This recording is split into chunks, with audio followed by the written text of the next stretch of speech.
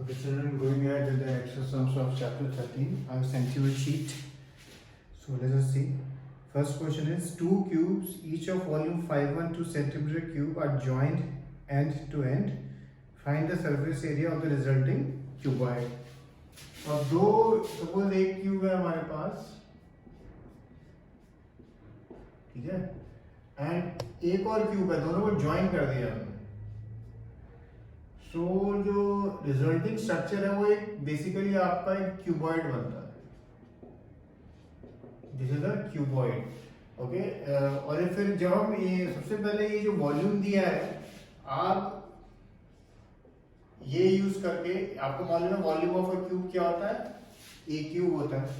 तो इसका cube root जब आप निकालेंगे, क्यूब रूट में 3 का पेयर बनाते हैं. जैसे for example a cube equal to 8 है, तो फिर साइड कितनी आएगी 2 सेंटीमीटर. क्यों? क्योंकि 8 का क्या फैक्टर बनता है 2 इंटू 2 इंटू 2, और फिर सिंगल 2 बाहर आएगा. ठीक है, तो इस तरह से इस सम को फर्स्ट स्टेप जब आप करेंगे क्वेश्चन 11 को, ये आपको गिवन है तो आपको सबसे पहले साइड ए मिल जाएगी. और उसका सेकंड पार्ट है find the surface area of the resulting cuboid.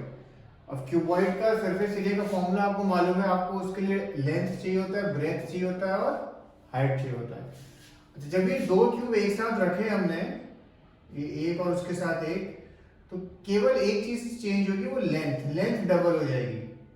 Breath और हाइट तो सेम ही रहेगी. जो ब्रेथ और हाइट सेम रहेगी, बस लेंथ चेंज होगी, और लेंथ क्या होगी डबल.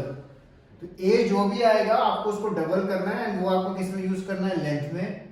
ब्रेथ और हाइट तो जो थी वही रहेगी. और फिर आपको क्यूबॉइड का टोटल सरफेस एरिया का वॉल्यूम का फॉर्मूला मालूम है, then you will use that and you will finish the sum. ठीक है, तो ये क्वेश्चन नंबर 11 था. It's a 2 step sum basically. पहले आप साइड निकालेंगे और उसके बाद आगे की चीजें करेंगे. Question number 12, the length and the breadth and height of a rectangular solid are in the ratio दिया है 5:4:2. If the total surface area is 1216, find the length, breadth and height of the solid. Of course ये सब आपको मालूम है कैसे करना है. Let the length be 5x, let the breadth be 4x and height be 2x. अब आपको टोटल सरफेस एरिया का फॉर्मूला मालूम है, उसमें सब्स्टिट्यूट करके इक्वल टू क्या लिखेंगे आप 1216, and then you just have to calculate x. इसमें कभी कभी क्वाड्रेटिक इक्वेशन भी बन सकती है. क्वाड्रेटिक इक्वेशन अगर बनती है तो आपको स्प्लिटिंग द मिडिल टर्म करना है. कभी कभी नहीं भी बनेगी depending on the sum. And जो भी x की वैल्यू है, फिर लास्ट में एक चीज ध्यान रखना, टू सब्स्टिट्यूट इट, बिकॉज़ आपको फिर लेंथ, ब्रेथ और height, many times children forget to do the last step, and then you will lose half mark or 1 mark depending on the teacher. Okay, now we will see question 13. A solid cylinder has a total surface area of 231 centimeter square. Its curved surface area is 2/3 of the total surface area. Find the volume of the cylinder. Solid cylinder मतलब 2 pi r bracket r plus s आपको दिया 231. फिर दिया curved surface area is 2/3 of total surface area. Curved surface area of cylinder आपको मालूम है 2 pi r s होता है, और ये दिया है 231 का 2/3 है. तो ये वैल्यू आपको दी हुई है उससे बेसिकली 2 pi r h की. ऊपर वाला अगर आप फॉर्मूला देखो, उसको अगर हम ओपन करें तो 2 pi r square plus 2 pi r h is equal to 231. अब यहाँ पे आप ये जो 230, ये जो वैल्यू है, ये आप यहाँ सब्स्टिट्यूट कर सकते हो, तो आपको इससे रेडियस मिल जाएगा जो भी है. और जब आपको रेडियस मिल जाएगा तो अगर आप इसमें सब्स्टिट्यूट करोगे तो आपको हाइट भी मिल जाएगी. दोनों चीजें आपको मिल जाएगी. और फिर उसने पूछा, उसने find the volume of the cylinder. Volume of the cylinder का फॉर्मूला आपको मालूम है, so you can do it. इस क्वेश्चन में पाई क्या लेना है, अगेन काफी सभी क्वेश्चंस में नहीं दिया, तो यूज योर जजमेंट. ओके, कि कौन सा पाई लेना चाहिए कि कैलकुलेशन आपकी कम से कम हो. ठीक है, फॉर एग्जांपल आपको दिखता है 231 को 11 इजीली डिवाइड करता है, और जैसे ये जब भी सामने जाएगा तो क्या क्या कटिंग हो सकती है. सो आपको जजमेंट अपने आप लेनी होगी कि पाई मुझे क्या लेना है, 3.14 या 22/7. और वो डिसीजन लेते हुए मेन चीज बस ये ध्यान रखिए कि कैलकुलेशन कम से कम हो. Okay, now the next question. Question 14th, the radius and height of a cylinder are in the ratio 2:7. So radius और हाइट का रेशियो उसने दिया है आपको 2:7. If the volume of the cylinder is this, find the total surface area of the cylinder. Obviously सबसे पहले आप volume के फॉर्मूले में डाल के ये 2x और 7x लेके आप पहले x निकाल लेंगे, x आ जाएगा तो फिर आपके पास रेडियस और हाइट मिल जाएगा, और जब रेडियस और हाइट मिल गया तो उसका टोटल सरफेस एरिया तो आप बहुत इजीली निकाल सकते हैं। फिर है question number 15। A tent is to accommodate 11 persons. Each person must have 4 meter square space on the ground. यानी जो बेस है, बेस कितना चाहिए हमें 11 इंटू 4 यानी 44 मीटर स्क्वायर, और टेंट कोनिकल शेप का है यानी कोन का बेस आपको मालूम है क्या होता है, pi r square is equal to 44 metre square, ये आपको दिया हुआ।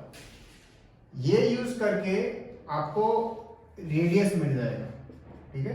रेडियस शायद रूट में मिले, तो रूट में मिले तो कोई बात नहीं, रूट में मिले तो उसको रूट में रहने देना, ओके। फिर आगे बोलता है each person must have 4 meter square space on the ground and 20 meter cube air to breathe. Find the height of the cone.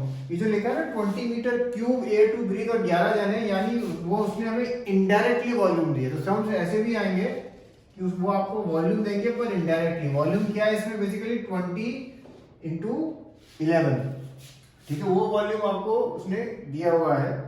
And ये जो वॉल्यूम आपको उसने दे दी है, अब ये वॉल्यूम अब आपको यूज करके आप इस समय आगे बढ़ सकते हैं क्वेश्चन 15 में।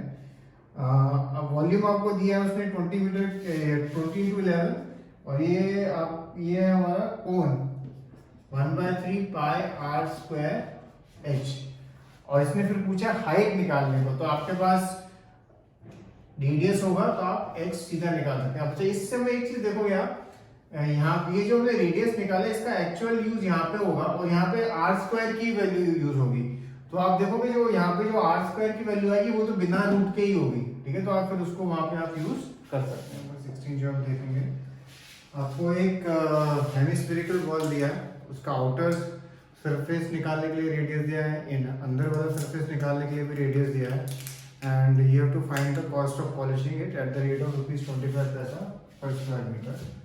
तो बेसिकली अगर हम इसका फिगर एक सेकंड देखें, ये आपका कंसेंट्रिक सर्कल है, ऊपर अंदर का एक रेडियस दिया है आपको और बाहर का एक रेडियस दिया हुआ, और आपको इस पूरे सरफेस को पॉलिश करना है। तो आपको मालूम है CSA ऑफ अ हेमिस्फीयर होता है 2 पाई r1 स्क्वायर, बाहर वाले का लिया, सपोज अंदर वाले का r1 है तो अंदर वाले का आ गया, बाहर वाला अगर r2 है तो प्लस 2 पाई r2 स्क्वायर, प्लस आपको अभी ये जो कंसेंट्रिक सर्कल है ना, ये इसका भी लेना होगा, ये कई बार ये वाला पार्ट चिल्ड्रन फॉरगेट, तो उसका पाई ब्रैकेट बड़ा वाला रेडियस मेरा अगर r2 है तो r2 माइनस r1 स्क्वायर, और फिर जो भी कॉस्ट दिया है आपको, जो भी कॉस्ट दिया आपको उससे उसको मल्टीप्लाई करना है, ठीक है। तो पहले आप सरफेस एरिया निकाल देंगे इससे, और फिर जो भी कॉस्ट दिया है, अगर दिया है कॉस्ट तो कॉस्ट से मल्टीप्लाई करके you will get the final answer, okay. So finished in it. Cheers.